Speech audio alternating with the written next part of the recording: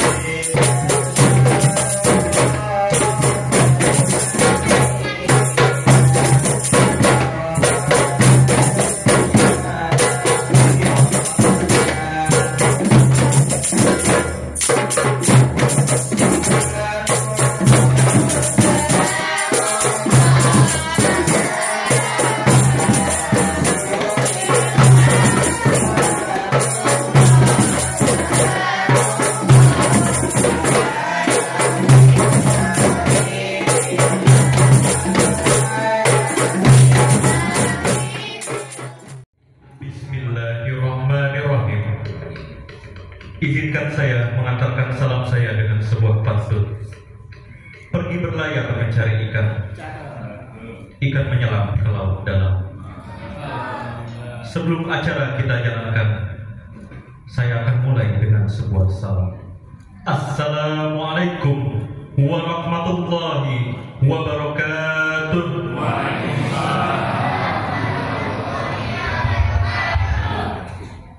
An Anas ibn Malik radhiyallahu anhu anna Rasulullah sallallahu alaihi wasallam qala idza marartum bi riyadil jannah farta'u qalu wa ma riyadul jannah ya Rasulullah qala hilafut dzikr. Dari Anas ibn Malik radhiyallahu anhu bahwa Rasulullah sallallahu alaihi wasallam bersabda, jika kalian melewati taman-taman surga maka bersinggahlah. Para sahabat pun bertanya, ya Rasulullah, apakah taman-taman surga itu? Beliau menjawab, majelis-majelis zikir ilmu. Hadis riwayat Tirmidzi. Yang kami hormati Bapak Ustadz Haji Ahmad Firdaus selaku pemberi tausiah kita pada malam hari ini. Yang kami hormati Bapak Sandi M. Latif selaku Ketua DKM Asoba, serta seluruh muslimin dan muslimat yang hadir pada pengajian malam ini. Assalamualaikum warahmatullahi wabarakatuh. Bismillahirrahmanirrahim. Alhamdulillahirabbil alamin. Assalatu wassalamu ala asyrofil anbiya'i wal mursalin sayyidina Muhammadin wa ala alihi wa ashabihi ajmain. Yang terhormat para bapak Dewan Pembina DKM Asoba, di sini ada Pak RW juga sekaligus Dewan Pembina. Yang kita semua hormati Al-Mukarram Bapak Ustadz Ahmad Firdaus. Terima kasih Pak. Alhamdulillah beliau sudah bersama-sama hadir di tengah-tengah kita. Yang saya hormati Bapak Ketua RW 11 Kuliah Leknas Pak Agung Hayatulno bersama seluruh jajaran dan para Ketua RT, para Bapak Ibu jamaah, pemuda-pemudi dan juga anak-anakku jamaah Masjid Asoba rahimahumullah. Puji dan syukur marilah kita senantiasa panjatkan kehadirat Allah Subhanahu wa taala.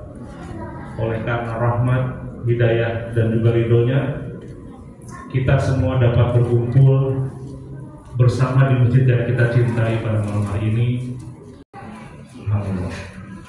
Jamaah rahimakumullah, di kesempatan yang baik ini saya juga ingin menyampaikan atau mengucapkan beberapa terima kasih dan apresiasi, yaitu yang pertama kepada tim anak-anak ya, kepada tim anak-anak ya, tim Marawis Pegasus yang sudah berhasil melaksanakan tugasnya dengan baik dan penuh semangat. Alhamdulillah, terima kasih anak-anak.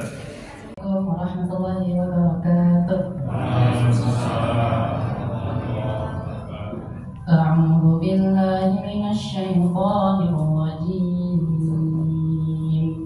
Bismillahirrahmanirrahim.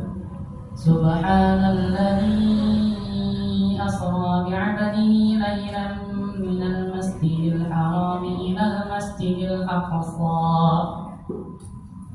إلى المسجد الأقصى الذي باركنا حوله لنريه من آياتنا إنه هو السميع البصير وآتينا موسى الكتاب وجعلناه هدى لبني إسرائيل ألا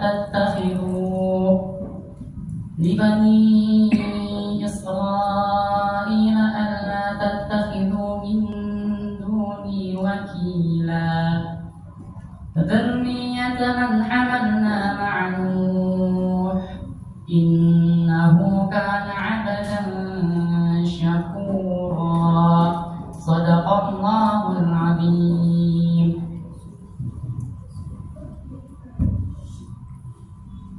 Terjemahan surat Al-Isra ayat 1 sampai dengan 3. Aku berlindung kepada Allah dari godaan syaitan yang terkutuk dengan menyebut nama Allah yang Maha Pengasih lagi Maha Penyayang. Maha suci Allah yang telah memperjalankan hambanya Muhammad pada malam hari dari Masjidil Haram ke Masjidil Aqsa yang telah kami berkahi sekelilingnya, agar kami perlihatkan kepadanya sebagian tanda-tanda kebesaran kami. Sesungguhnya Dia Maha mendengar lagi Maha melihat. Dan kami berikan kepada Musa kitab Taurat dan kami jadikannya petunjuk bagi Bani Israel dengan firman, janganlah kamu mengambil pelindung selain aku, wahai keturunan orang yang kami bawa bersamamu. Sesungguhnya Dia adalah hamba Allah yang banyak bersyukur. Maha benar Allah atas segala firman-Nya. Wassalamualaikum warahmatullahi wabarakatuh. Waalaikumsalam warahmatullahi wabarakatuh. Assalamualaikum warahmatullahi wabarakatuh. Waalaikumsalam warahmatullahi wabarakatuh. Alhamdulillahirabbil alamin. Wassalatu wassalamu alal habibil alamin. Sayyidina wa maulana Muhammad al-hadi ila syiratil mustaqim wa ala alihi wa sahbihi ajma'in. Amma ba'du, ya ahbab Rasulullah sallallahu alaihi wasallam, assalamu alaikum katabarukum ala nafsir rahmah annahu man 'amila minkum su'an bi jahalatin wa taba min ba'di wa aslah fa'annahu ghafurur rahim. Ghafarallahu lana wa lakum wa limasyayikhina wa liwalidina wa lijami'il muslimina wal muslimat wal mu'minina wal mu'minat fastaghfirhu innahu huwal ghafurur rahim. Hadirin mukarramin dan mahbubin yang bersama-sama kita hormati dan Allah cintai, Bapak Ustaz Haji Sandi selaku Ketua DKM Syed Asrofa beserta jajarannya. Mudah-mudahan beliau senantiasa dalam keadaan sehat walafiat. Amin. Yang kami hormati Kenabilah yang menjadi perantara kami, Bapak Haji Silvi beserta keluarga, kemudian para tokoh masyarakat, para hujat, Ketua RT, Ketua RW, hadirin hadirat, anak-anak yang kami cintai, mudah-mudahan semuanya pada malam hari ini duduknya kita di tempat yang mulia ini menjadi sebab Allah mengampuni dosa-dosa kita, Allah memudahkan segala urusan kita, Allah menjadikan kita orang-orang yang baik, mendapatkan keselamatan di dunia wal akhirah. Amin ya rabbal alamin. Hadirin hadirat yang dirahmati Allah Subhanahu wa taala. Pada malam hari ini alhamdulillah ini bukan kebetulan kita kumpul. Udah ada catatannya di Lauhul Mahfuz. Kalau Allah nggak mengirodah kita kumpul, itu nggak bisa kumpul tuh Pak. Itu hebatnya kehendak Allah itu nggak ada bisa intervensi, karena itu hak prerogatif Allah. Makanya kalau misalnya di sini pembacaan Maulid mahrifiyah biasanya ya Nabi salam pada berdiri. Zaman Rasul ada nih Pak, cuma nggak dibacain. Nggak dibacain ya Nabi salam nggak. Rasulullah datang. Kemudian ketika datang, sahabat semua pada berdiri. Kata Rasul, jangan berdiri, jangan berdiri. Duduk semua duduk. Gitu Pak. Kemudian apa?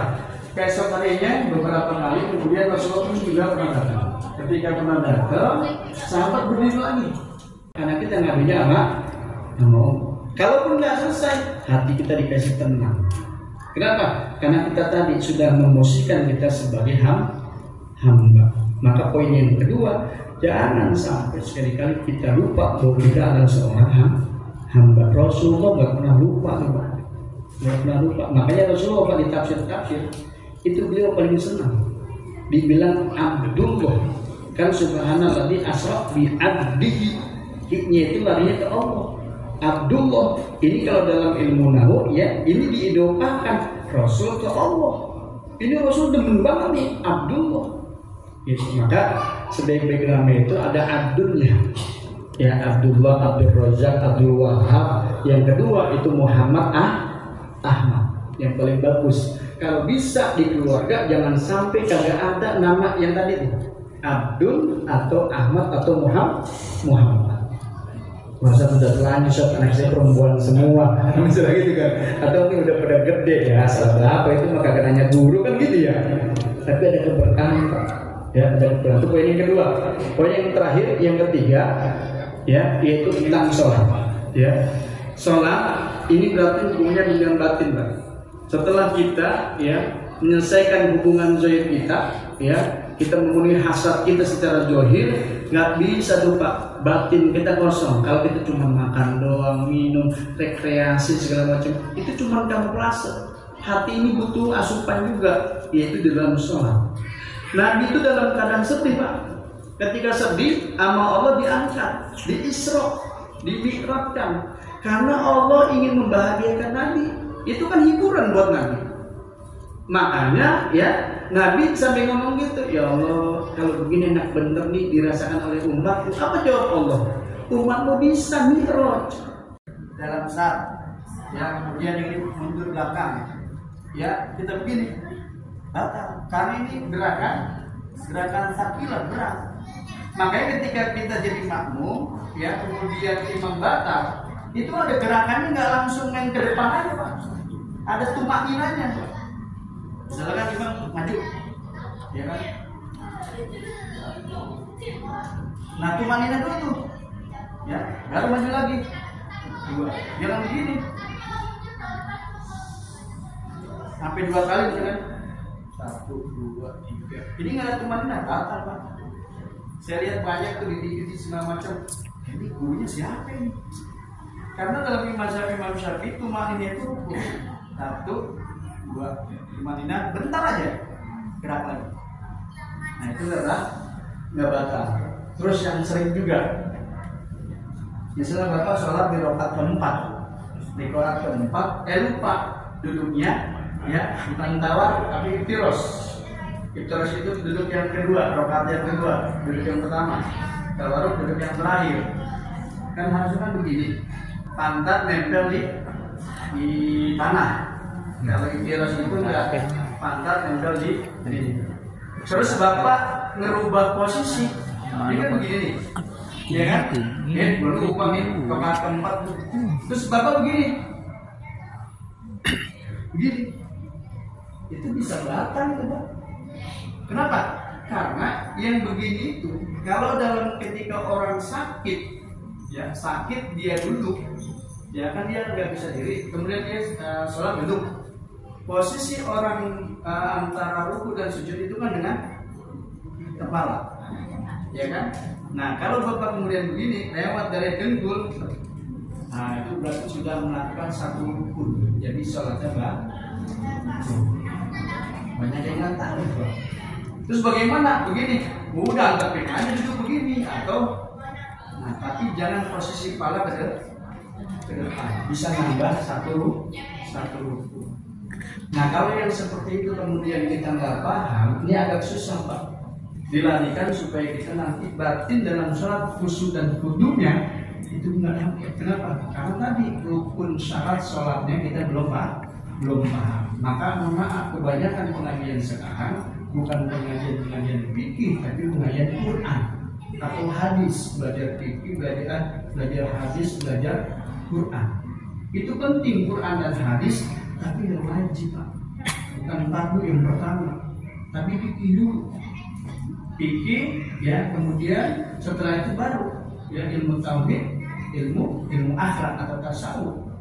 Fikih diberesin ya, atau mungkin sambil silakan juga. Karena ada sebut dengan ilmu wajib, ada ilmu zaid. Ilmu wajib itu tadi tentang tata cara sholat, semuanya berkenaan dengan rukun dan syarat. Kalau ilmu zaid, ilmu tambahan. Kalau yang wajib sudah selesai, baru ilmu tambahan. Gitu. Nah, jadi poin yang ketiga ya, yaitu adalah sholat. Maka kalau kita ingin jadi ketenangan ya untuk orang beriman adanya di sholat. Cuman sampai hari ini ternyata sholat kita bukan menenangkan, justru malah jadi beban. Nah ini yang aneh Pak, buat kita, PR buat kita. Kenapa demikian? Karena sholat kita sampai hari ini bukan jadi kebutuhan, tapi sebatas tadi menggugurkan kewajiban. Level kita masih kalau kata TK, maka kita sholat kita masih TK. Ya, kamu sholat nanti dijajanin kan begitu ya.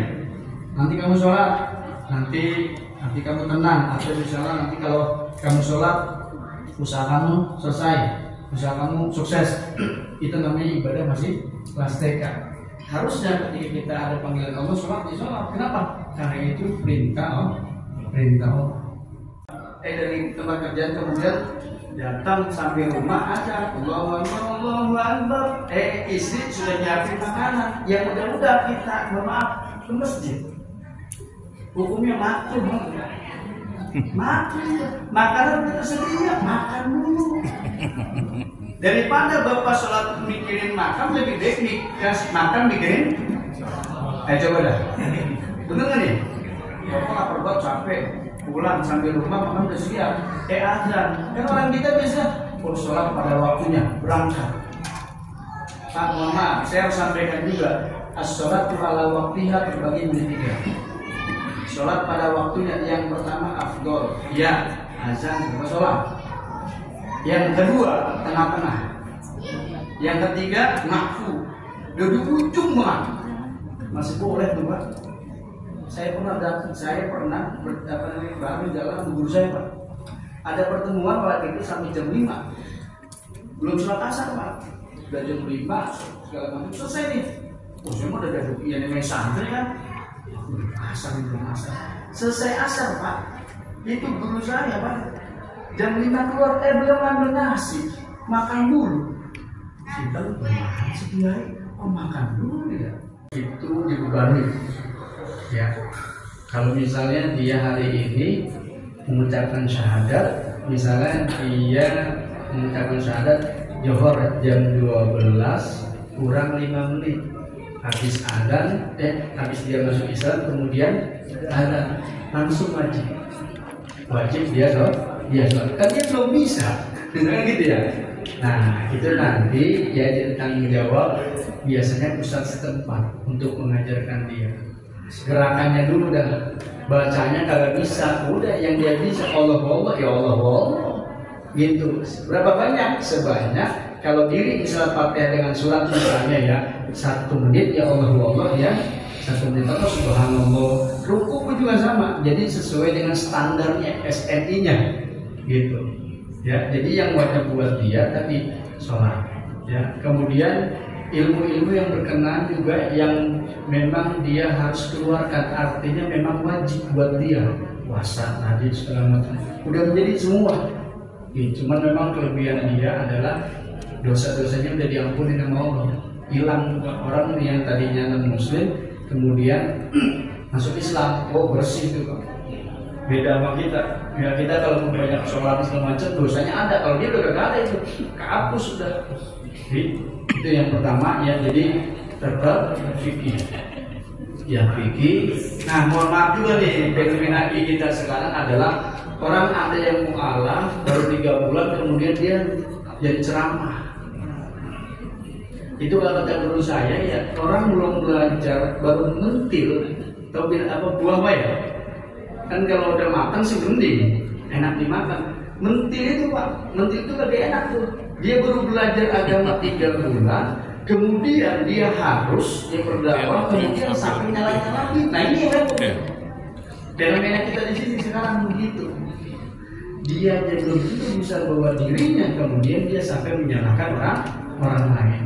Nah ini biasanya karena memang dia salah nyari gurunya juga. Saya lihat, oh gurunya memang begitu, udah pasti gitu Pak.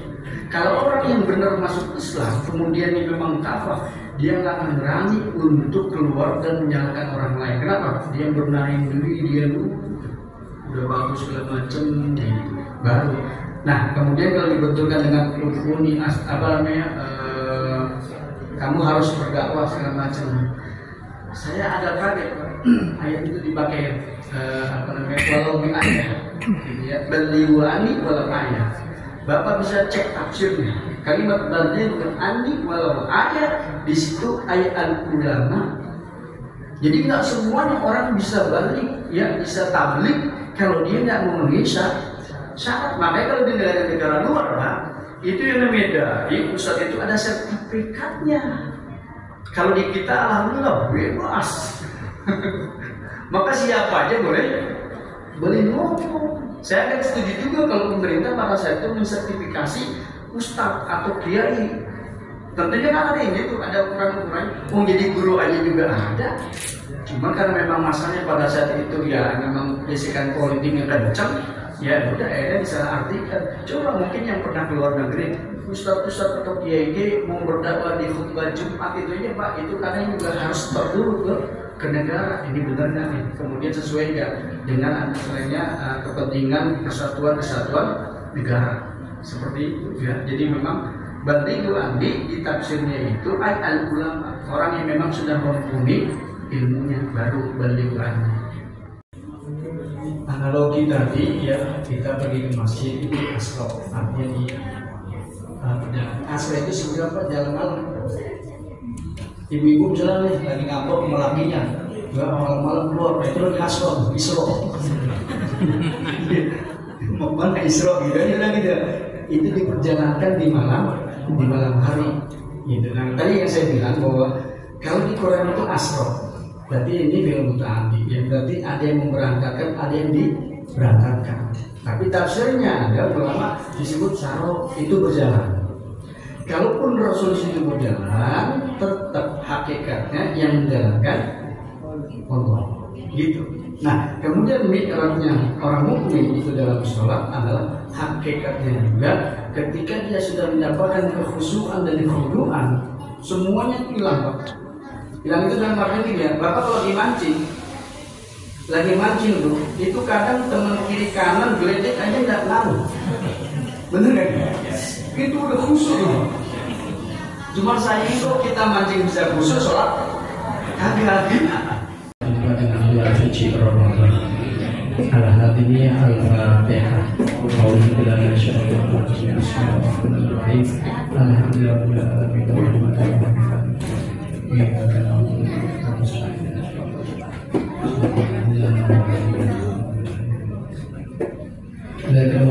Bismillahirrahmanirrahim. Allahumma shalli ala sayyidina Muhammad wa ala ali sayyidina Muhammad.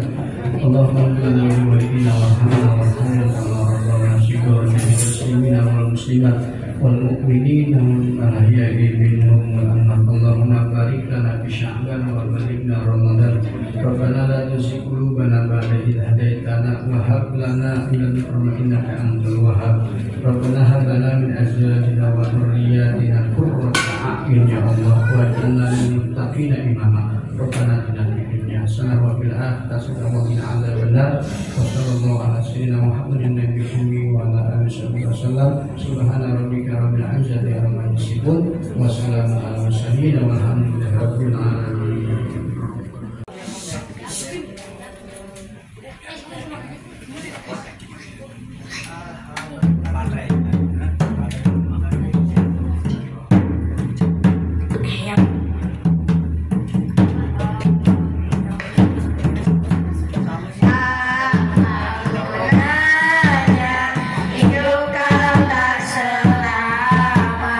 Selamat dunia.